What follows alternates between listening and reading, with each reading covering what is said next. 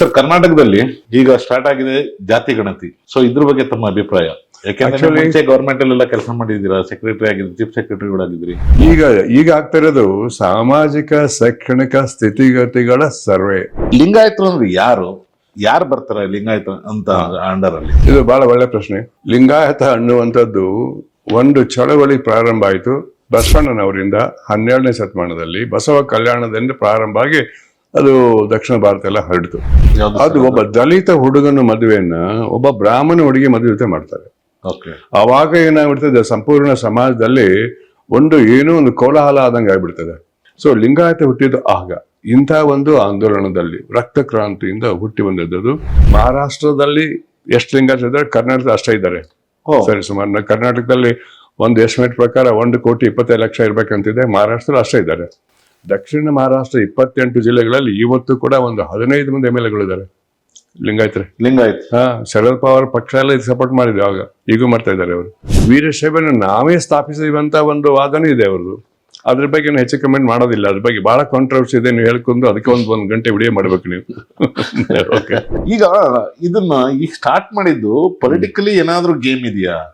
ಇಲ್ಲ, ಈಗಲಿಂದ ಅಲ್ಲ. ಇದು 300-400 ವರ್ಷದ ಗೇಮ್. ಇದು ಗಲಾಟೆ ಇದೆ, ಇವತ್ತು ಸಲುವಾಗಿಲ್ಲ. ಸೊ ಆ ಮಠಗಳಲ್ಲಿ ಏನ್ ಮಾಡ್ತಾರೆ, ಇವರಾದ್ರೆ ವಿದ್ಯಾಭ್ಯಾಸ ಅದು ಇದು ಏನಾದ್ರು ಕೆಲಸ ಮಾಡ್ತಾರೆ. ಸೊ ಆ ಮಠಗಳೆಲ್ಲ ಏನ್ ಮಾಡ್ತಾರೆ ಸರ್? ಈಗ ಮಾಡ್ತಾರಲ್ಲ, ಅದು ಮಾಡ್ತಾರೆ. ರಾಜಕೀಯ ಅಷ್ಟೇ ಅಲ್ಲ, ಇಡೀ ಮಾಡ್ತಾರೆ. ಮೂಲ ಇದು ಕನ್ನಡದ ಧರ್ಮ. ಇದು ಕನ್ನಡಿಗರೇ ಹುಟ್ಟಾಕಿದ್ದು, ಕನ್ನಡಿಗರ ಧರ್ಮನೇ. ಅದಕ್ಕೆ ನಮ್ ಕೆಲವು ಹೇಳ್ತಾರೆ ಅಂದ್ರೆ. ಸರ್ ನಮಸ್ಕಾರ. ಸರ್ ನಮಸ್ತೆ, ಹೇಗಿದ್ದೀರಾ ಸರ್? ಚೆನ್ನಾಗಿದ್ದೀನಿ. Yes sir. ಸರ್, ಕರ್ನಾಟಕದಲ್ಲಿ ಈಗ ಸ್ಟಾರ್ಟ್ ಆಗಿದೆ ಜಾತಿ ಗಣತಿ. ಸೊ ಇದ್ರ ಬಗ್ಗೆ ತಮ್ಮ ಅಭಿಪ್ರಾಯ? ಯಾಕೆಂದ್ರೆ ಮುಂಚೆ ಗವರ್ಮೆಂಟ್ ಅಲ್ಲೆಲ್ಲ ಕೆಲಸ ಮಾಡಿದ್ದೀರಾ, ಸೆಕ್ರೆಟರಿ ಆಗಿದ್ರಿ, ಚೀಫ್ ಸೆಕ್ರೆಟರಿ ಕೂಡ ಆಗಿದ್ರಿ. ಈಗ ಇದರಲ್ಲಿ ಸಾರ್ವಜನಿಕರಿಗೆ ಒಂದು ತಪ್ಪು ತಿಳುವಳಿಕೆ ಇದೆ. ಏನಂದ್ರೆ ಇದು ಜಾತಿ ಜನಗಣತಿ ಅಂತ ಅಲ್ಲ, ಇದು ಜನಗಣತಿ ಅಂತ. ಅದು ಅಲ್ಲ. ಜನಗಣತಿ ಬರೋದು ಇನ್ನ 2027 ಮಾರ್ಚ್ 27ಕ್ಕೆ ಬರ್ತದೆ ಜನಗಣತಿ. ಅದನ್ನ ಮಾಡೋದು ಇಡೀ ದೇಶದ ತುಂಬ ಒಂದೇ ದಿವಸ ಅವತ್ತೇ ಮಾಡ್ಬೇಕಂತ ಮಾಡ್ತಾರೆ. ಅದು ಭಾರತ ಸರ್ಕಾರ ಮಾಡ್ತದೆ, ಎಲ್ಲ ರಾಜ್ಯಗಳಲ್ಲೂ ಆಗುತ್ತೆ. ಅದು ಸಾದಾ ಜನಗಣತಿ 10 ವರ್ಷಕ್ಕೆ ಮಾಡ್ಬೇಕು. ಈಗ ಏನಾಗಿದೆ, ಅದು 15 ವರ್ಷ ಬಂತು. ಯಾಕಂದ್ರೆ ಕರೋನಾ ಇತ್ತು ಅವಾಗ. 2021ಕ್ಕೆ ಆಗ್ಬೇಕಾಗಿತ್ತು, ಅದಾಗ್ಲಿಲ್ಲ. ಈಗ ಅದನ್ನ ತಡ ಮಾಡಿ ಚಾಲು ಮಾಡೋಕೆ ನಿರ್ಣಯ ಮಾಡಿದ್ದಾರೆ. ಅದು 2026ರಿಂದ ಚಾಲು ಆಗಿ 27 ಮಾರ್ಚ್ನಲ್ಲಿ ಬಹಳ ಮಹತ್ವದ ಭಾಗ ಬರ್ತದೆ. 2 ಭಾಗ ಇರ್ತವೆ. ಅದು ಆಗೋದು 2027ರಲ್ಲಿ, 27 ಮಾರ್ಚ್ 22. ಅದು ಕೂಡ. ಸೊ ಅದು ಜನಗಣತಿ ಇದಲ್ಲ, ಅದು 10 ವರ್ಷಕ್ಕೆ ಆಗ್ಬೇಕು. ಈ ಒಂದು ಅಕಸ್ಮಾತ್ ಲೇಟ್ ಆಗಿದೆ. ಇದು 15ನೇ ಸಲ 150 ವರ್ಷದಲ್ಲಿ. ಈಗ ಆಗ್ತಾ ಇರೋದು ಸಾಮಾಜಿಕ ಶೈಕ್ಷಣಿಕ ಸ್ಥಿತಿಗತಿಗಳ ಸರ್ವೆ, ಸಮೀಕ್ಷೆ. ಕನ್ನಡದಲ್ಲಿ ಸಮೀಕ್ಷೆ ಅಂತಾರೆ, ಇಂಗ್ಲಿಷ್ ಸರ್ವೆ ಅಂತಾರೆ. ಇದರಲ್ಲಿ ಈ ಜನಗಣತಿಗೆ ಸರ್ವೆಗೆ ಬಹಳ ಅಂತರ ಇದೆ. ಜನಗಣತಿ ಅಂದ್ರೆ ಒಂದು ಸಾಮಾನ್ಯ ವಿಷಯಗಳ ಬಗ್ಗೆನೆ ಪ್ರತಿಯೊಬ್ಬರದು ಮಾಹಿತಿ ತಗೊಳ್ಳೋದು. ಇದು ಹಂಗಲ್ಲ. ಇದು ಅದ್ರ ಜೊತೆಗೇನೆ ಅದು ಇರ್ತದೆ. ಅದ್ರ ಜೊತೆಗೇನೆ ಒಂದು 60 ಪ್ರಶ್ನೆಗಳು ಕೇಳ್ತಾರೆ. ಈಗ ಇವ್ರು ಕೇಳೋದು ಅದು ಕೆಲವು 40 ಇರ್ತದೆ, 30 ಇರ್ತದೆ. ಸರ್ವೇಯರ್ ಕೇಳೋದು. ಈ ಯಾರು ನಿಮ್ಮ ಮನೆಗೆ ಬರ್ತಾರೆ, ಎಲ್ಲ ಮನೆಗೂ ಬರ್ತಾರೆ. ಸುಮಾರು 1,40,00,000 ಮನೆತನಗಳಿದೆ, ಫ್ಯಾಮಿಲಿಗಳಿದೆ ಇನ್ನು ಕರ್ನಾಟಕದಲ್ಲಿ. ಆ ಪ್ರತಿಯೊಂದು ಮನೆಗೆ ಹೋಗಿ ಪ್ರಶ್ನೆ ಕೇಳ್ತಾರೆ. ಆ ಪ್ರಶ್ನೆಯಲ್ಲಿ ಇರುವುದಂತ ಬಹಳಷ್ಟು ಪ್ರಶ್ನೆಗಳು. ಎದಕ್ಕಂದ್ರೆ ಅವರ ಸಾಮಾಜಿಕ ಸ್ಥಿತಿಗತಿಗಳು ಮತ್ತೆ ಶೈಕ್ಷಣಿಕ ಸ್ಥಿತಿಗಳು, 2 ಮುಖ್ಯ ವಿಷಯ. ಉಳಿದಂತದ ಗೌಣ ಆಗತ್ತೆ ಇದರಲ್ಲಿ. ಆದ್ರಿಂದ ಇದು ಸಮೀಕ್ಷೆ, ಜನಗಣತಿ ಅಲ್ಲ. ಜನಗಣತಿ ಅಲ್ಲ, ಜಾತಿದು ಅಲ್ಲ, ಧರ್ಮದ್ದು ಅಲ್ಲ. ಅಕಸ್ಮಾತ್ ಭಾಗದಲ್ಲಿ ಈ ದೇಶದಲ್ಲಿ ಹುಟ್ಟಿದ ಮೇಲೆ ಜಾತಿ ಇಲ್ಲದೆ ಯಾವನು ಇಲ್ಲ ಇಂಡಿಯನ್. ಸೊ ಆದ್ರಿಂದ ಇದು ಭಾರತದ ಇಡೀ ಜಗತ್ತಿನ ವಿಶೇಷವಾದಂತ ಒಂದು ಸಮಸ್ಯೆನೂ ಹೌದು, ವಾಸ್ತವ ಸತ್ಯನೂ ಹೌದು. ಸರ್, ಹಾಗಾದ್ರೆ ವೀರಶೈವರು ಯಾರು ಸರ್? ವೀರಶೈವರು ಲಿಂಗಾಯತರಲ್ಲಿ ಒಂದು ಜಾತಿ. ಲಿಂಗಾಯತ ಜಾತಿ ಅಲ್ಲ, ಧರ್ಮ. ಅದ್ರೊಳಗಡೆ 104 ಜಾತಿಗಳಿದೆ. ಅದೇ ಜಾತಿಗಳ ಹೆಸರು ಹಿಂದೂ ಧರ್ಮದಲ್ಲಿ ಕೂಡ ಇದೆ. ವೀರಶೈವ ಒಂದು ಜಾತಿ ಲಿಂಗಾಯತದಲ್ಲಿ. 104 ಜಾತಿಗಳು, ಅದು ಒಂದು. ಲಿಂಗಾಯತರು ಅಂದ್ರೆ ಯಾರು ಬರ್ತಾರೆ ಲಿಂಗಾಯತ ಅಂತ ಅಂಡರ್ ಅಲ್ಲಿ? ಇದು ಬಹಳ ಒಳ್ಳೆ ಪ್ರಶ್ನೆ. ಲಿಂಗಾಯತ ಅನ್ನುವಂಥದ್ದು ಒಂದು ಚಳವಳಿ ಪ್ರಾರಂಭ ಆಯಿತು ಬಸವಣ್ಣನವರಿಂದ 12ನೇ ಶತಮಾನದಲ್ಲಿ. ಬಸವ ಕಲ್ಯಾಣದಿಂದ ಪ್ರಾರಂಭ ಆಗಿ ಅದು ದಕ್ಷಿಣ ಭಾರತ ಎಲ್ಲ ಹರಡಿತು. ಅದು ಆಗಿದ್ದು ಆಗ ಇದ್ದಂತ ವೈದಿಕ ಧರ್ಮದಲ್ಲಿ ಏನು ಆಚರಣೆಗಳಿದ್ದು ಅದರ ವಿರುದ್ಧ ಅದನ್ನ ಸರಿಪಡಿಸ್ಲಿಕ್ಕೆ ನಡೆದಂತ ಒಂದು ಆಂದೋಲನ ಇದು. ಅದು ಆಂದೋಲನ ಆಗಿದ್ರೆ ಸುಮ್ಮನೆ ಭಾಷಣಕ್ಕೆ ರೆಡಿ ಆಗಿದ್ರೆ ಅಷ್ಟೇ ಸೀಮಿತ ಆಗಿದ್ರೆ ಏನಾಗ್ತಿರ್ಲಿಲ್ಲ. ಆದ್ರೆ ಅದು ಬಹಳ ಸೈದ್ಧಾಂತಿಕವಾಗಿ ನಡೆದು ರಕ್ತಕ್ರಾಂತಿ ಆಯ್ತು. ರಕ್ತಕ್ರಾಂತಿ ಎಲ್ಲಿ ಆಯ್ತು ಅಂದ್ರೆ ಬಸವಣ್ಣನವರಿಗೆ ಈ ಬಸವ ಕಲ್ಯಾಣ ಪಟ್ಟಣದಲ್ಲಿನೇ 1,96,000 ಫಾಲೋವರ್ಸ್ ಇದ್ರು, ಅಂದ್ರೆ ಅನುಯಾಯಿಗಳಿದ್ರು ಅಂತ. ಓಕೆ. ಅವ್ರು ಏನ್ ಮಾಡಕ್ ಹತ್ರು, ನಾವು ವೈದಿಕ ಧರ್ಮ ಬಿಟ್ಟು ಬಂದಿದ್ದೀವಿ, ನಮ್ದೇ ವಿಶೇಷವಾದ ಧರ್ಮ, ಸೆಪರೇಟ್ ಧರ್ಮ, ಆದ್ರಿಂದ ನಮ್ಮಲ್ಲಿ ಯಾರು ಬೇಕಾದವರು, ಯಾವ ಜಾತಿಯವರು ಬೇಕಾದ್ರೆ ಮದುವೆ ಆಗ್ಬೋದು ಅಂತ ಅನೇಕ ಮದುವೆಯಲ್ಲಿ ಒಂದು ಮದುವೆ ಬಹಳ ವಿಶಿಷ್ಟ ಆಗಿತ್ತು. ಅದೇ ಮೊದಲೇ ಮದುವೆ. ಅದು ಒಬ್ಬ ದಲಿತ ಹುಡುಗನ ಮದುವೆಯನ್ನ ಒಬ್ಬ ಬ್ರಾಹ್ಮಣ ಹುಡುಗಿ ಮದುವೆ ಮಾಡ್ತಾರೆ. ಅವಾಗ ಏನಾಗ್ಬಿಡ್ತದೆ, ಸಂಪೂರ್ಣ ಸಮಾಜದಲ್ಲಿ ಏನೋ ಒಂದು ಕೋಲಾಹಲ ಆದಂಗೆ ಆಗ್ಬಿಡ್ತದೆ. ಏನಂದ್ರೆ ಬ್ರಾಹ್ಮಣ ಹುಡುಗಿ ಮದುವೆಯನ್ನ ದಲಿತ ಹುಡುಗ ಕೂಡ ಮಾಡ್ಬೇಕಲ್ಲ ಅನ್ನುವಂಥದ್ದು ಈ ಜಾತಿಯಿಂದ ಸಮಾಜ ಹಾಳಾಗಿ ಹೋಗ್ತಾ ಇದೆ, ವರ್ಣ ಸಂಕರ ಆಗ್ತಾ ಇದೆ. ಅಂದ್ರೆ ಅವ್ರ ವರ್ಣ ಜಾತಿಗಳು ಸಂಕರ ಆಗಿ ದೂಷಿತ ಆಗ್ತದೆ ಅಂತ ಚಾಲು ಆಯ್ತು. ಎಲ್ಲಿಗೆ ಹೋಯ್ತು ಅಂದ್ರೆ, ಒಂದು ದೊಡ್ಡ ಕಂಪ್ಲೇಂಟ್. ಇವರು ಪ್ರೈಮ್ ಮಿನಿಸ್ಟರ್ ಆಗಿದ್ರು, ಯಾರು ಬಸವಣ್ಣನವರು ಆ ರಾಜ್ಯದ ಪ್ರೈಮ್ ಮಿನಿಸ್ಟರ್ ಆಗಿದ್ರು, ಬಸವಣ್ಣನವರು. ಹೌದು. ಸೊ ಆಮೇಲೆ ರಾಜನ ಸಪೋರ್ಟ್ ಇತ್ತು ಅವ್ರಿಗೆ, ಬಿಜಳಂದು. ಆಮೇಲೆ ಇವರೆಲ್ಲ ಬೇರೆಯವರು ಒಬ್ಬಟ್ಟು ರಾಜನಿಗೆ ನಮ್ಮ ಧರ್ಮ ಕಾಪಾಡಬೇಕು, ಬಸವಣ್ಣ ನಿಮ್ಮ ಪ್ರಧಾನಮಂತ್ರಿ ಹೀಗೆ ಮಾಡ್ತಿದ್ದಾನೆ, ಮತ್ತೆ ಅವನಿಗೆ ನೀವು ನಿಲ್ಲಿಸ್ಬೇಕಿದ್ನೆಲ್ಲ, ಇಲ್ಲೇ ಹೋದ್ರೆ ವರ್ಣ ಸಂಕರ ಆಗ್ಬಿಟ್ಟು ಕಲ್ಲೋಲ್ ಕ್ರಾಂತಿ ಆಗೈತೆ ಅಂತ ಹೇಳ್ತಾರೆ. ಆವಾಗ ಅಲ್ಲಿವರೆಗೆ ಅವ್ರಿಗೆ ಸಪೋರ್ಟ್ ಮಾಡ್ಕೊಂಡು ಬಂದಿದ್ದಂತ ಬಿಜ್ಜಳ ಅವನೇನ್ ಮಾಡ್ಬಿಡ್ತಾನೆ, ಬಹಳಷ್ಟು ಜನರ ಅಭಿಪ್ರಾಯ ಇದಾಗಿದ್ದರಿಂದ ಅವ್ರ ಕಡೆ ಹೋಗ್ಬಿಡ್ತಾನೆ. ಅವಾಗ ಏನ್ ಮಾಡ್ತಾರೆ, ಬಸವಣ್ಣನವರನ್ನ ಅಲ್ಲಿಂದ ಪದಚ್ಯುತ ಮಾಡ್ತಾರೆ, ಗಡೀಪಾರ್ ಮಾಡ್ಬಿಡ್ತಾರೆ. ಇಲ್ಲಿಂದ ಗಡೀಪಾರ್ ಮಾಡಿ ಯಾವ ಇಯರ್ ಅಲ್ಲಿ ಸರ್ ಇದು ಎಕ್ಸಾಕ್ಟ್ಲಿ ಆಗಿದ್ದು? ಗಡೀಪಾರ್ ಆಗಿದ್ದು, ಕ್ರಾಂತಿ ಆಗಿದ್ದು 1160ದಿಂದ 67 ವರದಿಯಲ್ಲಿ ಇದು ಬಹಳ ಉಗ್ರ ಆಯ್ತು. ಆದ್ರೆ ಈ ಚಳವಳಿ ಚಾಲು ಆಗಿದ್ದು 1100. ಆಕ್ಚುಲಿ ಕೆಲವು ಪ್ರಕಾರ ಇದು ಸುಮಾರು ಅದಕ್ಕಿಂತ 30 ವರ್ಷ ಮೊದಲೇ ಚಾಲು ಆಯ್ತು ಅಂತ ಹೇಳೋದಿದೆ. ಆದ್ರೆ ಇವರು ಬಸವ ಕಲ್ಯಾಣಕ್ಕೆ ಬಸವಣ್ಣವರು ಹೋಗಿದ್ದು ಒಂದು 10-15 ವರ್ಷದಲ್ಲಿ. ಇದು ಅದು 1150 ಅಂತ ಇಟ್ಕೊಳ್ಳಿ, 1167 17 ವರ್ಷದಲ್ಲಿ ಆಯ್ತಲ್ಲ. ಕೊನೆಗೆ ಬಂದ ಕ್ರಾಂತಿ ಆಗಿದ್ದು ಸುಮಾರು 1165 ನಡುವಿದಾಗಿದ್ದು. ಕೊನೆಗೆ 1167ರಲ್ಲಿ ಬಿಜ್ಜಳನ ಕೊಲೆ ಆಗತ್ತೆ, ಬಸವಣ್ಣವರು ರಾಜ್ಯ ಬಿಟ್ಟು ಹೊರಗೆ ಹಾಕ್ತಾರೆ, ಪ್ರಧಾನಮಂತ್ರಿ ಹುದ್ದೆಯಿಂದ ಅವರು ಪದಚ್ಯುತ ಮಾಡ್ತಾರೆ. ಅದಾಗಿದ್ದು 1167 ಅಂತ ಬಹಳಷ್ಟು ಐತಿಹಾಸಿಕದಲ್ಲಿ ಕಂಡು. ಇದು ಐತಿಹಾಸಿಕ, ಇದು ಪೌರಾಣಿಕ ಅಲ್ಲ, ಆಗಿದ್ದು ಆಗ. ಅದು ಆದಾಗ ಅಷ್ಟಕ್ಕೆ ಬಿಡ್ಲಿಲ್ಲ. ಬಿಜ್ಜಳನ ಕೊಲೆ ಆದೋ ಬಿಟ್ಟು ಹೋದೋ ಅನ್ನೋ ಬಗ್ಗೆ ಸಂಶಯ. ಬಟ್ ಏನಿವೆ, ಅವನ ತೊಂದರೆ ಆದ್ಮೇಲೆ ಸಂಪೂರ್ಣ ಎಲ್ಲ ಸೈನ್ಯನೇ ಈ ಬಸವಣ್ಣವರ ಅನುಗಾಯ ಮೇಲೆ ಬಿದ್ದು ಎಲ್ಲೆಲ್ಲಿ ಇವ್ರು ಸಿಕ್ಕರು ಹಾಕೊಂಡು ಹಾಕಿದ್ರು. ಸುಮಾರು 16,000 ಜನರ ಕಗ್ಗೊಲೆ ಆಯ್ತು. ಆಗಲೇ ಅವರ ಅನುಭವ ಮಂಟಪ ಒಂದು ಸಂಸ್ಥೆ ಕಟ್ಕೊಂಡಿದ್ರು. ಅಲ್ಲಿ ಇವೆಲ್ಲ ಧರ್ಮ, ಜಾತಿ, ಸಾಮಾಜಿಕ ಸಮಸ್ಯೆ, ಈ ಒಬ್ಬರ ಶೋಷಣೆ, ಇವೆಲ್ಲ ಬಗ್ಗೆ ಚರ್ಚೆ ಮಾಡ್ತಿದ್ರು. ಚರ್ಚೆ ಮಾಡಿ ನಿರ್ಣಯ ಮಾಡಿ ಜಾರಿಗೆ ತರ್ತಿದ್ರು ಅಂತ ಒಂದು ತತ್ವ ಇತ್ತು. ಅದ್ರ ಬಹಳ ಜನ ಇದ್ರು, ಇವೆಲ್ಲ ದೇಶದ ಬೇರೆ ಬೇರೆ ಭಾಗಗಳನ್ನ ಬಂದವರಿದ್ರು. ಮಾಡಿದ ನಂತರ ಇದೇನಾಯ್ತು, ಅವರು ಹೇಳಿದ್ದನ್ನು ಸುಮ್ಮನೆ ಚರ್ಚೆ ಅಲ್ಲ, ಅದೇ ವಚನಗಳು. ಅಲ್ಲಿ ಆದ ಚರ್ಚೆಗಳನ್ನೇ ವಚನ ರೂಪದಲ್ಲಿ ಬಂದಿದೆ ಅಂತ ಒಂದು ನಮ್ಗೆ ಇಲ್ಲಿವರೆಗೆ ಸಿಕ್ಕಿದ್ದು. ಆ ವಚನಗಳ ಆಧಾರ ಹೋದ್ರೆ ಕೋಟಿ ಗಂಟ್ಲೆ ಇದ್ವು. ಆದ್ರೆ ಇವೆಲ್ಲ ಸುಟ್ಟು ಹಾಕಿದ್ರು. ಎಲ್ಲೆಲ್ಲಿ ಸಿಕ್ಕರು, ಯಾರ ಕಡೆ ಗಂಟು ಇತ್ತು ಅವೆಲ್ಲ ಸುಟ್ಟು ಹಾಕಿದ್ರು. ಈಗ ಅಳ್ದಿದ್ದು ಸ್ವಲ್ಪ ಸಿಕ್ಕಿದ್ದು 23,000 ಸಿಕ್ಕಿದೆ ಅಷ್ಟೇನೆ. 23,000 ಅಷ್ಟೇನೆ. ಅದು ಸಿಕ್ಕಿದ್ದು ಕಳೆದ ಒಂದು 100 ವರ್ಷದ ಇತ್ತೀಚೆಗೆ. 1923ರಿಂದ ಪ್ರಾರಂಭ ಆಗಿ 102 ವರ್ಷಗಳಲ್ಲಿ ಇದಾಗಿದ್ದಂತ ಒಂದು ಕ್ರಾಂತಿಕಾರಿ ಬದಲಾವಣೆ ಕರ್ನಾಟಕದಲ್ಲಿ. ಸೊ ಲಿಂಗಾಯತ ಹುಟ್ಟಿದ್ದು ಆಗ ಇಂಥ ಒಂದು ಆಂದೋಲನದಲ್ಲಿ, ರಕ್ತ ಕ್ರಾಂತಿಯಿಂದ ಹುಟ್ಟಿ ಬಂದದ್ದು. ಮುಂದೆ ಏನಾಯ್ತು, ಜನ ಅಂಜ್ಬಿಟ್ರು, ಎಲ್ಲ ಸೆಂಡು 1,00,000 ಜನ ಓಡಿಬಿಟ್ರು. ಆ ಕಡೆ ಎಲ್ಲ ಎಲ್ಲೆಲ್ಲಿ ಹೋದ್ರು ಅಲ್ಲೇ ಲಿಂಗಾಯತ ಬಡಿದು. ನೀವು ನೋಡಿರ್ಬೇಕು, ಬಸವ ಕಲ್ಯಾಣಕ್ಕೆ 3 ಬಾರ್ಡರ್ ಬರ್ತವೆ. ಒಂದು ಕರ್ನಾಟಕ ಬಾರ್ಡರ್, ಕೊನೆನೇ ಅಲ್ಲಿಗೆ ಮೊರಾರ್ಲೆಸ್. ಆಮೇಲೆ ಆ ಕಡೆ ಹೋದ್ರೆ, ನೀವು ಬಲ್ಗಡೆ ಹೋದ್ರೆ ಮಹಾರಾಷ್ಟ್ರ, ಎಡಗಡೆ ಹೋದ್ರೆ ಈಗಿನ ತೆಲಂಗಾಣ, ಆಂಧ್ರ. ಆಮೇಲೆ ಹಂಗೆ ಕೆಳಗೆ ಹೋದ್ರೆ ತಮಿಳುನಾಡು, ಈ ಕಡೆ ಬಂದ್ರೆ ಕೇರಳ. ಈ ಎಲ್ಲಾ ರಾಜ್ಯದಿಂದ ಬಂದವ್ರು ಯಾರಿದ್ರು ಇಲ್ಲಿಂದ ಪಲಾಯನಗೆದ್ಬಿಟ್ರು. ಎಲ್ಲೆಲ್ಲಿ ಹೋಗಿ ನಿಂತರು ಅಲ್ಲಿ ಧರ್ಮ ಪ್ರಚಾರ ಮಾಡಿದ್ರು, ಒಳಗೆ ಗುಪ್ತ ಆಗಿಬಿಟ್ಟು. ಅದು ಅಷ್ಟು. ಈಗ ಈ 5 ರಾಜ್ಯ ಲಿಂಗಾಯತ ಇದ್ದಾರೆ. ಸೊ ಇವಾಗ ತೆಲಂಗಾಣದಲ್ಲೂ ಇದ್ದಾರೆ, ತಮಿಳುನಾಡಲ್ಲೂ ಇದ್ದಾರೆ, ಮಹಾರಾಷ್ಟ್ರದಲ್ಲೂ ಕೂಡ ಇದ್ದಾರೆ, ಕೇರಳದಲ್ಲೂ ಕೂಡ ಇದ್ದಾರೆ. ಕೇರಳದಲ್ಲಿ ಕಡಿಮೆ ಆದ್ರೂ ಲಿಂಗಾಯತರು ಇದ್ದಾರೆ. ಮತ್ತೆ ತಮಿಳುನಾಡಿನಲ್ಲಿ ಇದಕ್ಕೆ ಬಹಳ ಚೆನ್ನಾಗಿ ಬಗ್ಗೆ ತಿಳುವಳಿಕೆ ಇದೆ, ಇಲ್ಲಿಲ್ಲ. ಅದಕ್ಕೆ ಇದೆ. ಮಹಾರಾಷ್ಟ್ರದಲ್ಲಿ ಎಷ್ಟು ಲಿಂಗಾಯತ ಇದ್ದಾರೆ, ಕರ್ನಾಟಕದ ಅಷ್ಟೇ ಇದ್ದಾರೆ. ಸರಿ, ಸುಮಾರು ಕರ್ನಾಟಕದಲ್ಲಿ ಒಂದು ಎಸ್ಟಿಮೇಟ್ ಪ್ರಕಾರ 1,25,00,000 ಇರ್ಬೇಕಂತಿದೆ. ಮಹಾರಾಷ್ಟ್ರದಲ್ಲಿ ಅಷ್ಟೇ ಇದ್ದಾರೆ. ದಕ್ಷಿಣ ಮಹಾರಾಷ್ಟ್ರ 28 ಜಿಲ್ಲೆಗಳಲ್ಲಿ ಇವತ್ತು ಕೂಡ ಒಂದು 15 ಮಂದಿ MLA ಗಳಿದ್ದಾರೆ ಲಿಂಗಾಯತ. ಶರದ್ ಪವಾರ್ ಪಕ್ಷ ಎಲ್ಲ ಸಪೋರ್ಟ್ ಮಾಡಿದ್ರು ಆಗ, ಈಗೂ ಮಾಡ್ತಾ ಇದ್ದಾರೆ ಅವರು. ಸೊ ಹಾಗಿದೆ ಪಾಲಿಟಿಕ್ಸ್ ಆಗೋದು ಆಮೇಲೆ, ಬಟ್ ಇದು ಆಗಿದ್ದು ಆ ರೀತಿ. ಇದು ಲಿಂಗಾಯತ ಅಂದ್ರೆ ಆ ಒಂದು ಕ್ರಾಂತಿಯಲ್ಲಿ ಹುಟ್ಟು ಬಂದಂತ ಕ್ರಾಂತಿಕಾರಿ ಧರ್ಮ. ಆದ್ರೆ ಆ ಕ್ರಾಂತಿಯ ಪರಿಣಾಮವಾಗಿ ಇವೆಲ್ಲ ಭೂಗತ ಆಗಿ ಹೋಗ್ಬಿಟ್ರು.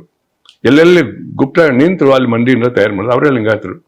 ಹೀಗಿದೆ ಇವರ ಪ್ರಾರಂಭದನೇ ಕ್ರಾಂತಿಕಾರಿ ವಿಷಯ. ಈಗಲೂ ಕೂಡ ಅಷ್ಟೇ ಇದೆ. ಬಹಳ ಜನ ಇದ್ರ ಬಗ್ಗೆ ವಿರೋಧ ಯಾಕೆ ಮಾಡ್ತಾರೆ ಅಂದ್ರೆ, ಈಗಿರ್ತಕ್ಕಂಥ ಜಾತಿ ಬಲಿತ ವಿರುದ್ಧ ಹುಟ್ಟಿದ್ದು, ಓಕೆ, ಅಸ್ಪೃಶ್ಯತೆ ವಿರುದ್ಧ ಹುಟ್ಟಿದ್ದು, ದಲಿತರ ಶೋಷಣೆ ವಿರುದ್ಧ ಹುಟ್ಟಿದ ಧರ್ಮ ಇದು. ಅದಕ್ಕೋಸ್ಕರ ಒಂದು ವಿರೋಧ ಮೊದಲಿನಿಂದ ಇದೆ. ಸರ್, ಈ ಪಂಚಾಚಾರ್ಯರು ಅಂದ್ರೆ ಯಾರು ಸರ್? ಇದು 5 ಜನ ಪೀಠಗಳಿದೆ. ಆ ಪೀಠಗಳ ಇತಿಹಾಸ ಇದೆ. ನೀವು ಕೇಳೋ ಪ್ರಶ್ನೆಗೆ ಇತಿಹಾಸ ಇಲ್ಲೇ ನಾವು ಅರ್ಥ ಮಾಡ್ಕೊಂಡು ಬರೋದಿಲ್ಲ. ಪಂಚಪೀಠಗಳಂದ್ರೆ ಈಗ ನೀವು ಚಿಕ್ಕಮಗಳೂರು ಜಿಲ್ಲೆ ಯಾವ್ದದು ನರಸಿಂಹರಾಜಪುರ ತಾಲೂಕಿನಲ್ಲಿ ಬಾಳೆಹಳ್ಳಿ ಅಂತ ಅಂದಿದೆ. ಹೊಣ್ಣೂರು ಹತ್ತಿರ ಬಾಳೆಹಳ್ಳಿ, ಅಲ್ಲಿ 3 ಕಿಲೋಮೀಟರ್ ಒಳಗೆ ಹೋಗ್ಬೇಕು. ನಾನು ಅಲ್ಲಿ ಅಸಿಸ್ಟೆಂಟ್ ಕಮಿಷನರ್ ಆಗಿದ್ದೆ ಚಿಕ್ಕಮಗಳೂರಿಗೆ, ನೋಡಿದ್ದೀನಿ ಅಲ್ಲೆಲ್ಲ.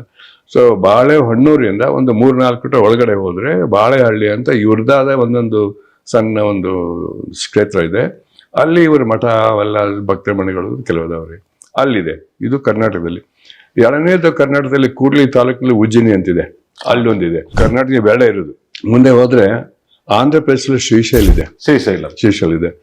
ನೀವು ಉತ್ತರ ಪ್ರದೇಶಕ್ಕೆ ಹೋದ್ರೆ ಕಾಶಿ ಇದೆ. ಆಮೇಲೆ ನೀವು ಇನ್ನೂ ಉತ್ತರಾಖಂಡಕ್ಕೆ ಹೋದ್ರೆ ಕೇದಾರ್ನಾಥ್ ಇದೆ. ಅಲ್ಲಿ ಇವತ್ತು ಕೂಡ ಲಿಂಗಾಯತರ ಪೂಜಾರಿಗಳು ಇಲ್ಲಿಂದನೇ ಹೋಗ್ತಾರೆ. ಅಲ್ಲಿ ಯಾರು ಲಿಂಗಾಯತರಿಲ್ಲ. ಕೇದಾರದಲ್ಲಿ ಯಾವ ಲಿಂಗಾಯತ ಇಲ್ಲ, ಉತ್ತರ ಪ್ರದೇಶ ಯಾವುದಿಲ್ಲ, ಮಹಾರಾಷ್ಟ್ರದಲ್ಲಿ ಇದ್ದಾರೆ. ಮಹಾರಾಷ್ಟ್ರದಲ್ಲಿ ಯಾವುದಿಲ್ಲ ಕೇಂದ್ರವರು, ಆಂಧ್ರದಲ್ಲಿದ್ದಾರೆ. ಯಾಕೆ 2 ಬಾರ್ಡರ್ ಸ್ಟೇಟ್. ಸೊ ಇವು 5 ಕಡೆ ಅವರು ಮಠಗಳನ್ನು ಸ್ಥಾಪಿಸ್ಕೊಂಡಿದ್ದಾರೆ. ಅದಕ್ಕೆ ಪೀಠ ಅಂತಾರೆ. ಅವ್ರ ಸ್ಟೈಲ್ ಎಲ್ಲ ರಾಜಕೀಯ ಸ್ಟೈಲ್. ನಾವು ರಾಜಗುರುಗಳು ಹಾಗೆ ಹೀಗೆ ಅಂತ ಹೇಳ್ಕೊಂಡು ಹೋಗ್ತಾರೆ. ಬಟ್ 5 ಪೀಠಗಳೆಲ್ಲ ಅವ್ರಿಗೆ ಪಂಚ ಅಂದ್ರೆ 5 ಪೀಠಗಳು. ಅದಕ್ಕೆ ಅಲ್ಲಿದ್ದಂತ ಗುರುಗಳಿಗೆ ಆಚಾರ್ಯರು, ಆರಾಧ್ಯರು, ಆಚಾರ್ಯ 2 ಅಂತಾರೆ. ಕೆಲವರು ರೇಣುಕಾಚಾರ್ಯ ಅಂತಾರೆ, ರೇವಣ ಸಿದ್ಧ ಅಂತಾರೆ, ಇನ್ ಕೆಲವರು ರೇವಣಾರಾಧ್ಯ ಅಂತಾರೆ. ಆರಾಧ್ಯ ಆಚಾರ್ಯ 2 ಕೂರ್ಪೆ ಮಾಡ್ತಾರೆ. ಸರ್, ಈ ಆರಾಧ್ಯರಿಗೂ ಆಚಾರ್ಯರಿಗೂ ಏನ್ ಡಿಫ್ರೆನ್ಸ್ ಇದೆ? ಆಚಾರ್ಯ ಅಂದ್ರೆ ಗುರು, ಆಚಾರ್ಯ ಅಂದ್ರೆ ಹೆಣ್ಮಗಳು, ಆಚಾರ್ಯ ಅಂದ್ರೆ ಗಂಡಸು. ಸಂಸ್ಕೃತ ಶಬ್ದ ಅದು. ಇಲ್ಲಿ ಆರಾಧ್ಯರು ಅಂದ್ರೆ ಮೂಲವಾಗಿ ನೀವು SP ಬಾಲಸುಬ್ರಹ್ಮಣ್ಯ ಹೆಸರು ಕೇಳಿದ್ರಲ್ಲ, ಸಿಂಗರ್. ಹೌದು ಸರ್. ಅವರ ಹೆಸರು SP ಅಂದ್ರೆ ಏನು ಕೇಳಿದಿರಾ? ಇಲ್ಲ. Shripati ಪಂಡಿತಾರಾಧ್ಯಲು, ಆರಾಧ್ಯಲು. So is also Lingayats ಅಲ್ಲ, ಅವರ ಆರಾಧ್ಯ ಬ್ರಾಹ್ಮಣರು. ಓಕೆ. ಆರಾಧ್ಯ ಬ್ರಾಹ್ಮಣರೇ ಬಸವಣ್ಣ ಆಗಿ ಹೋದ 300 ವರ್ಷದ ಮೇಲೆ. ಇದು ಗುಪ್ತವಾಗಿ ಹೋಯ್ತಲ್ಲ. ಆಮೇಲೆ 200 ವರ್ಷದ ಮೇಲೆ ವಿಜಯನಗರ ಸಾಮ್ರಾಜ್ಯ ಬಂದಾಗ ಅದಕ್ಕೆ ಮತ್ತೆ ಪ್ರೋತ್ಸಾಹ ಸಿಕ್ತು, ಮೇಲ್ಗಡೆ ಬಂತು. ಆವಾಗ ಬಂದಾಗ ಸುಮಾರು ಬಸವಣ್ಣನವರು ಆಗಿ ಹೋದ 300 ವರ್ಷದ ನಂತರ ಬಹಳ ಜನ ಆಂಧ್ರದ ಆರಾಧ್ಯ ಶೈವ ಬ್ರಾಹ್ಮಣರು ಈ ಲಿಂಗಾಯತಲ್ಲಿ ಬಂದು ಸೇರ್ಪಡೆ ಆದರು. ಸೇರ್ಪಡೆ ಆದಾಗ ಇವರೆಲ್ಲ ಉಟ್ಕೊಂಡವ್ರು 5 ಮಂದಿ. ಬಸವಣ್ಣವ್ರ ಕಾಲ ಇದ್ದವ್ರಲ್ಲ ಇವ್ರು. ಯಾರು ಬಸವಣ್ಣ ಟೈಮ್ ನಲ್ಲಿ ಯಾರು ಇರ್ಲಿಲ್ಲ. ಇಲ್ಲ, ಈ ಎಲ್ಲ ಆದ್ಮೇಲೆ ಇವ್ರು ಹೊಸದಾಗಿ ಹುಟ್ಕೊಂಡಿದ್ರು. ಅದಕ್ಕೊಂದು ಅವ್ರು ಬೇರೆ ಕತೆ ಹೇಳ್ತಾರೆ.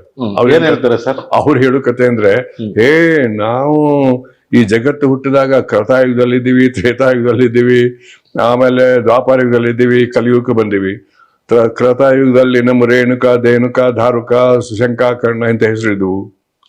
ಇಲ್ಲ ವಿಚಾರ ಮಾಡ್ಕೊಂಡು 43 ಲಕ್ಷ ವರ್ಷದ ಹಿಂದೆ. ಕೃತಾಯುಗ ಅಂದ್ರೆ ಇವತ್ತಿಂದ 43 ಲಕ್ಷ ವರ್ಷಗಳ ಹಿಂದೆ ಇದ್ರಂತೆ. ಮನುಷ್ಯ ಜಗತ್ನ ಇರಲಿಲ್ಲ ಆಗ. ಮನುಷ್ಯ ಜಾತಿನೇ ಇರಲಿಲ್ಲ. ಇವ್ರು ಹೇಳ್ತಾರೆ ಹೂ ಅನ್ಬೇಕು ಪುರಾಣ, ಅವ್ರ ಪುರಾಣ ಮಾತ್ರ ಇದೆ ಅವ್ರಿಗೆ. ಆ ನಂತರ ತ್ರೇತಾಯುಗ ಬಂತು. ಅಲ್ಲಿ ಏಕಾಕ್ಷರ, ದ್ವಯಾಕ್ಷರ, ತ್ರಯಾಕ್ಷರ, ಪಂಚಾಕ್ಷರ ಅಂತ ಹೀಗೆ ನಮ್ಮ ಹೆಸರಿದು. ಆಮೇಲೆ ದ್ವಾಪಾರ ಯುಗ ಬಂತು. ದ್ವಾಪಾರ ಯುಗದಲ್ಲಿ ನಮ್ಮ ಹೆಸರು ಏಕವಕ್ರ, ದ್ವಿವಕ್ರ, ವಕ್ರ ಅಂತ ಇತ್ತು. ಮತ್ತೆ ಕಲಿಯುಗ ಬಂತು. ಕಲಿಯುಗ ಬಂದು ಈಗ 5000 ವರ್ಷ ಆಗಿದೆ, ಸುಮಾರು 5000. ಒಟ್ಟೆ ಕಲಿಯುಗಕ್ಕೆ 4.5 ಲಕ್ಷ ವರ್ಷದ ಅವಧಿ ಇದೆ. ಇದರಲ್ಲಿ ಸುಮಾರು ಒಂದು 5 ವರ್ಷ ಆಗಿದೆ, 5000 ವರ್ಷ ಆಗಿದೆ, 5 ವರ್ಷ. ಈ ಮಧ್ಯದಲ್ಲಿ ಈಗ ಇಲ್ಲಿ ಹುಟ್ಟು ಬಂದವನು ಯಾರವನು ರೇವಣ ಸಿದ್ಧ, ಮರುಳಾರಾಧ್ಯ, ಆನಂತರ ಏನು ಈ ವಿಶ್ವಾರಾಧ್ಯ, ಕೇದಾರದ ಏಕೋ ರಾಮಾರಾಧ್ಯ, ಪಂಡಿತಾರಾಧ್ಯ ಅಂತ ಹೆಸರಿಟ್ಕೊಂಡು. ಇದು ಕಲಿಯುಗದ ಹೆಸರುಗಳು. ಆದ್ರೆ ಮೊದಲ ಯಾವುದೇ ಈ ಹೆಸರುಗಳು ಇರ್ಲಿಲ್ಲ. ಅವ್ರು ಹೇಳುದು ಪುರಾಣ, ಅದನ್ನ ಹೇಳ್ಬಿಡ್ತೀನಿ. ಈಗ ನಾನು ಹೇಳಿದ ತಕ್ಷಣ ಇವ್ರು ಬಸವಣ್ಣನವರು ಆಗಿ ಹೋದ 300 ವರ್ಷ ಹಿಂದೆ ಇರಲೇ ಇಲ್ಲ ಅಂತ ಹೇಳಿದ್ರೆ ಅವ್ರು ಸುಳ್ಳು ಹೇಳ್ತಾ ಇದ್ದಾರೆ ಅಂತ ಹೇಳ್ತಾರೆ. ಅದನ್ನ ಹೇಳ್ಬಿಟ್ರಲ್ಲ ನೀವು ಕೇಳಿದ್ರಿ. ಈಗ ಅವರು ಈ ಜಗತ್ತು ಹುಟ್ಟಿದಾಗಿಂದ ನಾವು ಅದೀವಿ ಅಂತ. ಓಕೆ, ಶೈವದ ಒಂದು ಪಂಥ, ಅದು ಹಿಂದೂ ಶೈವದ ಒಂದು ಪಂಥ, ಅಲ್ಲಿ ನಾವು ಇದ್ದೀವಿ ಅಂತ ಹೇಳ್ತಾರೆ. ಇರ್ಬೋದು, ಅದ್ರ ಬಗ್ಗೆ ನಾನು ಕಾಮೆಂಟ್ ಮಾಡೋದಿಲ್ಲ. ಅವ್ರು ಎಷ್ಟು ಪೌರಾತನರು, ಎಷ್ಟು ಅರ್ವಾಚನರು, ಅದ್ರ ಬಗ್ಗೆ ನಾನು ಕಾಮೆಂಟ್ ಮಾಡೋದಿಲ್ಲ. ಬಟ್ ಅವ್ರ ಕ್ಲೇಮ್ ಅದು. ಇತಿಹಾಸ ಪ್ರಕಾರ 15ನೇ ಶತಮಾನದವರೆಗೆ ಇವರು ನಾಪತ್ತೆ ಇತಿಹಾಸದಿಂದ. ಅವರು ಪುರಾಣ ಪ್ರಕಾರ ಹೇಳ್ಕೊತಾರೆ. ಪುರಾಣ ಬೇರೆ, ಇತಿಹಾಸ ಬೇರೆ. ಪುರಾಣ ಅಂದ್ರೆ ಬಹಳಷ್ಟು ಕಾಲ್ಪನಿಕ ಇರ್ತದೆ, ಹೌದು. ಅಲ್ಲೆಲ್ಲ ಕೆಲವು ಐತಿಹಾಸಿಕ ಸತ್ಯ ಇರ್ಬೋದು. ಓಕೆ, ಈಗ ಎಲ್ಲ ಫುಲ್ 100% ಇದಿರೋದಿಲ್ಲ, ಇರೋದಿಲ್ಲ ಅಂತ. ಪುರಾಣದಲ್ಲಿ 80% ಕಥೆನೇ ಇರ್ತದೆ. ಕಥೆ ಅಂದ್ರೆ ಇಮ್ಯಾಜಿನರಿ, ಕಾಲ್ಪನಿಕ ಕಥೆಗಳು, ಕಾಲ್ಪನಿಕ ಕಥೆಗಳು ಮಾತ್ರ ಆ ಆಧಾರದ ಮೇಲೆ ಬರ್ದಿರ್ತಾರೆ. ಅದನ್ನ ಬೇರೆಯವರೆಲ್ಲ ಅದನ್ನ ಫಾಲೋ ಮಾಡ್ತಾರೆ. ಅದು ನಂಬಿಕೆ ವಿಷಯ, ಅದು ಅವ್ರವ್ರಿಗೆ ಬಿಟ್ಟಿದ್ದು, ನಂಬಿಕೆಗಳಿಗೆ ಅವ್ರವ್ರಿಗೆ ಬಿಟ್ಟಿದ್ದು. ಇದು ಬಸವಣ್ಣ ಹಾಗಿಲ್ಲ. ಬಸವಣ್ಣ ಬಗ್ಗೆನ ಅವ್ರ ಚರಿತ್ರೆನ ಪುರಾಣ ಅಂತ ಬರ್ದಾರೆ. ಅಲ್ಲಿ ಕೂಡ ಕಾಲ್ಪನಿಕ ವಿಷಯಗಳು ಕೆಲವಿದೆ, ಬಟ್ ಅದ್ ಬಿಟ್ಬಿಟ್ರೆ ಎಲ್ಲ ಐತಿಹಾಸಿಕ. ಅದಕ್ಕೆ ಡೇಟ್ ಇದೆ, ಶಾಸನಗಳಿದೆ, ಲಿಖಿತ ಶಾಸನಗಳಿದೆ, ಡೇಟ್ ಇದೆ. ಅದು ಇದು ಐತಿಹಾಸಿಕ, ಅಷ್ಟು ಡಿಫ್ರೆನ್ಸ್. ಅದರಿಂದ ಈ ಪಂಚಪೀಠಗಳು ಅಂದ್ರೆ ಇವರು ವೀರಶೈವದ ಪ್ರತಿಪಾದಕರು. ವೀರಶೈವನ ನಾವೇ ಸ್ಥಾಪಿಸಿವಂತ ಒಂದು ವಾದನೂ ಇದೆ ಅವ್ರದ್ದು. ಅದ್ರ ಬಗ್ಗೆ ಹೆಚ್ಚು ಕಮೆಂಟ್ ಮಾಡೋದಿಲ್ಲ. ಅದ್ರ ಬಗ್ಗೆ ಬಹಳ ಕಾಂಟ್ರವರ್ಸಿ ಇದೆ. ನೀವು ಹೇಳ್ಕೊಂಡು ಅದಕ್ಕೆ ಒಂದ್ ಗಂಟೆ ವಿಡಿಯೋ ಮಾಡ್ಬೇಕು ನೀವು. ಓಕೆ, ಈಗ ಇದನ್ನ ಈಗ ಸ್ಟಾರ್ಟ್ ಮಾಡಿದ್ದು ಪೊಲಿಟಿಕಲಿ ಏನಾದ್ರೂ ಗೇಮ್ ಇದೆಯಾ? ಇಲ್ಲ, ಈಗಲಿಂದ ಅಲ್ಲ. ಇದು 300-400 ವರ್ಷದ ಗೇಮ್. ಇದು ಗಲಾಟೆ ಇದೆ, ಇವತ್ತು ಸಲುವಾಗಿಲ್ಲ. ಈಗ ಪಾಲಿಟಿಕ್ಸ್ ಆಮೇಲೆ ಬರೋಣ. ಇಲ್ಲಿ ಇದರ ಮೂಲ ಇತಿಹಾಸ ತಿಳ್ಕೊಳ್ಬೇಕಾಯ್ತಂದ್ರೆ ಈ ಗಲಾಟೆ ವೀರಶೈವ ಲಿಂಗಾಯತ ಇವತ್ತಿಂದ ಅಲ್ಲ ರೀ. ಈಗ ನೀವು ಲಿಂಗಾಯತ ಮಠಗಳಿಗೆ ಹೋದ್ರೆ 2 ತರದ ಮಠಗಳಿದೆ. ನೀವು ಕಾಣುವಂತ ಬಹಳಷ್ಟು ಮಠಗಳು ಅವು ಬಸವಣ್ಣ ಪರ ಮಠಗಳು. ಈಗ ತುಮಕೂರು ಆಗ್ಲಿ, ಸಿದ್ಧಗಂಗೆ ಮಠ ಆಗ್ಲಿ, ಸುತ್ತೂರು ಮಠ ಆಗ್ಲಿ, ಸಿರಿಗೆಯವರ ಆಗ್ಲಿ, ನೀವು ತಗೊಳ್ಳಿ, ಇವೆಲ್ಲ ದೊಡ್ಡ ದೊಡ್ಡ ಮಠಗಳೆಲ್ಲ ಬಸವವಾದಿಗಳೇನೆ. ಹೌದಾ? ಆದ್ರೆ ಇವರ ಮಠಗಳು ಹೆಸರಿಗೆ ಮಾತ್ರ ಇದೆ, ಒಂದು 300 ಮಠ ಇದೆ. ಇವರು ಬಸವಣ್ಣನವರ ಫಾಲೋವರ್ ಮಾಡುವಂತ ವಿರಕ್ತ ಮಠಗಳು ಅಂತಾರೆ. ವಿರಕ್ತ ಮಠಗಳ ಸಂಖ್ಯೆ 780ಕ್ಕೂ ಹೆಚ್ಚಿದೆ. ಇವ್ರ ಸಂಖ್ಯೆ ಕರ್ನಾಟಕ ಅಷ್ಟೇ, ಬಟ್ ಹೊರಗಡೆ ಇದಾವೆ. ಇನ್ನು ಮಹಾರಾಷ್ಟ್ರದಲ್ಲಿ ಇದಾವೆ, ಇಲ್ಲಿ ಆಂಧ್ರದಲ್ಲಿದೆ, ಆಮೇಲೆ ತಮಿಳ್ನಾಡು ಮೈಲಮಂತೂರ್ ಇದೆ, ಅಲ್ಲಿದೆ, ಕುಂಭಕೋಣಂದಲ್ಲಿದೆ, ಕೇರಳದಲ್ಲಿದೆ. ಸೊ ಇಲ್ಲಿ ಏನಾಯ್ತು, ಈ ಪಂಚಪೀಠದ ಮಠಗಳು ಅಂದ್ರೆ ಯಾವ್ದೋ 300 ಶಿವಾಚಾರದ ಮಠ ಅಂತಾರೆ. ಈ ಟೈಪ್ ಶಿಕ್ಷಣ ಸಂಸ್ಥೆಗಳು, ಅಭಿವೃದ್ಧಿ, ದಾಸ ಇರುವುದಿಲ್ಲ ಅಲ್ಲಿ. ಇಲ್ಲಿ ವಿರಕ್ತಿ ಬಂದಾಗ ಫುಲ್ ಸಮಾಜಮುಖಿ ಅವರು. ಸೊ ಆ ಮಠಗಳಲ್ಲಿ ಏನ್ ಮಾಡ್ತಾರೆ, ಇವ್ರಾದ್ರೆ ವಿದ್ಯಾಭ್ಯಾಸ ಅದು ಇದು ಏನಾದ್ರು ಕೆಲಸ ಮಾಡ್ತಾರೆ. ಸೊ ಆ ಮಠಗಳೆಲ್ಲ ಏನ್ ಮಾಡ್ತಾರೆ ಸರ್? ಈಗ ಮಾಡ್ತಾರಲ್ಲ, ಅದು ಮಾಡ್ತಾರೆ, ರಾಜಕೀಯ ಅಷ್ಟೇ ಅಲ್ಲ, ಇವೆಲ್ಲ ಮಾಡ್ತಾರೆ. ಅವರು ಸಂಸ್ಕೃತ, ಇವರು ವಿರಕ್ತಿ ಮಠದಲ್ಲಿ ಸಂಸ್ಕೃತ ಇರೋದಿಲ್ಲ. ಅವ್ರು ಕಲಿಬಹುದು ಸ್ವಇಚ್ಛೆ ಪ್ರಕಾರ. ನಾನು ಕಲ್ತಿದ್ದೀನಿ ಸಂಸ್ಕೃತನ ಆನ್ ಮೈ ಓನ್. ಬಟ್ ಈ ಇದರಲ್ಲಿ ವೀರಶೈವರ ಗ್ರಂಥಗಳು ಅತಿ ಹೆಚ್ಚು ಧರ್ಮ ಗ್ರಂಥನ ಸಂಸ್ಕೃತದಲ್ಲಿದೆ. ಬಸವಣ್ಣನವರು ಯಾವ ಗ್ರಂಥನೂ ಸಂಸ್ಕೃತದಲ್ಲಿಲ್ಲ. ಇದ್ರೆ ಕನ್ನಡ ಇಲ್ಲ ತೆಲುಗು 2 ಭಾಷೆಯಲ್ಲಿದೆ. ತಮಿಳದಲ್ಲೂ ಕೆಲವೇ, ಮರಾಠಲ್ಲೂ ಕೆಲವಿದೆ. ಬಟ್ ಮೂಲ ವಚನಗಳು ಬರುತ್ತೆ ಕನ್ನಡದ. ಎಲ್ಲ ಮೂಲ ವಚನಗಳು ಬಂದು ಕನ್ನಡದಲ್ಲೇ ಇರೋದು.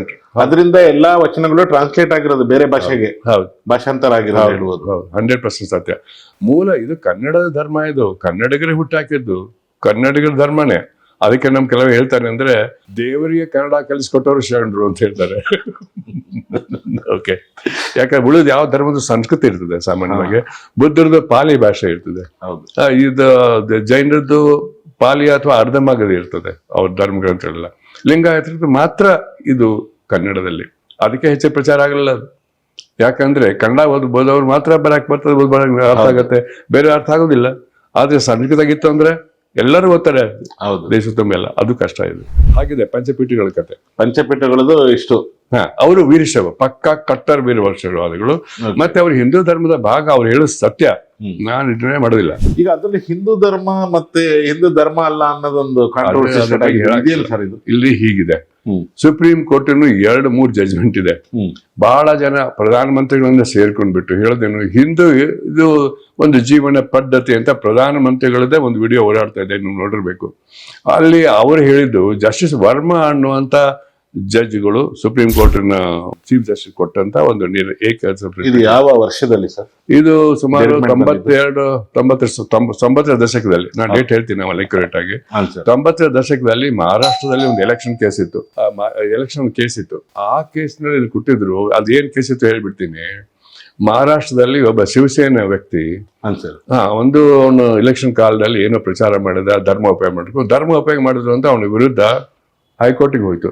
ಹೈಕೋರ್ಟ್ಗೆ ಹೋದ್ಮೇಲೆ ಅಲ್ಲಿ ಒಂದು ನಿರ್ಣಯ ಕೊಟ್ರು. ಆಮೇಲೆ ಸುಪ್ರೀಂ ಕೋರ್ಟ್ ಅಲ್ಲಿ ಏನ್ ಹೇಳಿದ್ರು, ಹಿಂದೂ ಧರ್ಮನ ಅಲ್ಲ, ಅದು ವೇ ಆಫ್ ಲೈಫ್ ಅಂತ ಹೇಳ್ಬಿಟ್ರು. ಯಾರು? ಚೀಫ್ ಜಸ್ಟಿಸ್ ವರ್ಮಾ ಅನ್ನೋರು.